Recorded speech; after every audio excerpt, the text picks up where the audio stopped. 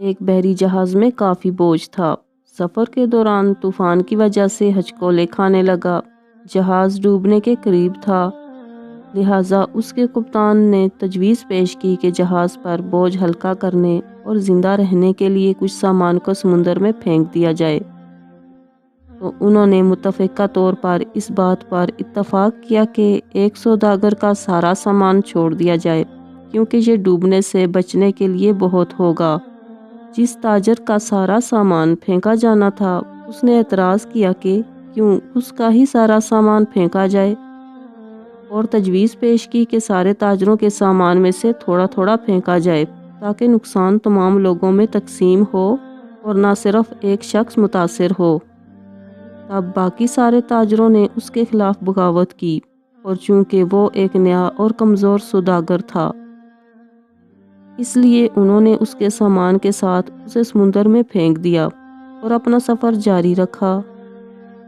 لہروں نے سوداگر کے ساتھ لڑائی کی جہاں تک کہ وہ بے ہوش ہو گیا۔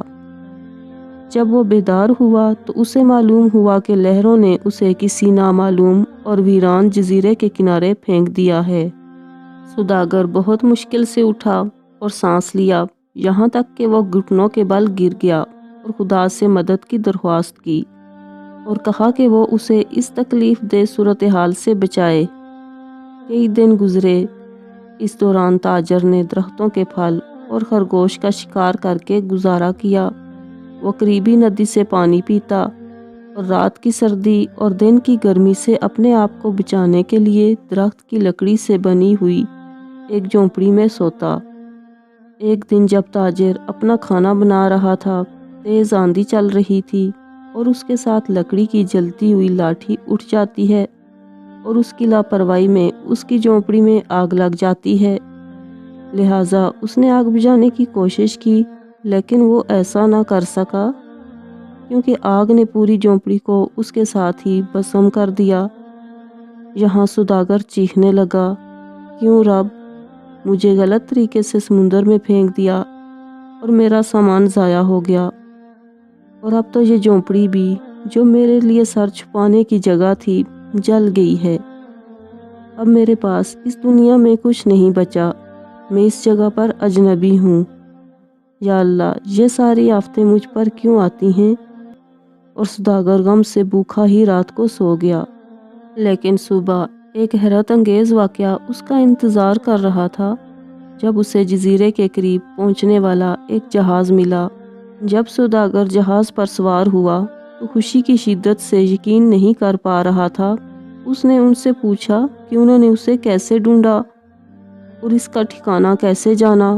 انہوں نے اس کا جواب دیا، ہم نے دھواں دیکھا، لہٰذا ہمیں معلوم ہوا کہ کوئی شخص مدد کے لیے پکار رہا ہے، لہٰذا ہم دیکھنے آئے۔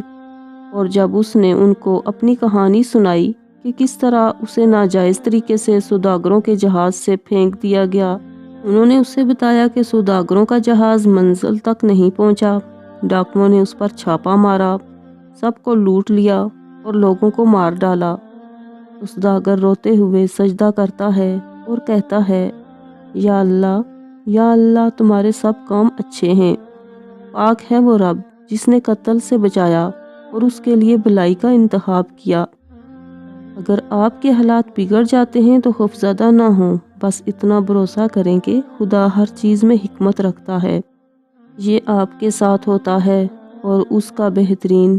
اور جب آپ کی جھونپڑی جل جائے گی، جان لو کہ خدا آپ کے امور کا انتظام کر رہا ہے اور آپ کو بچانے کی کوشش کر رہا ہے۔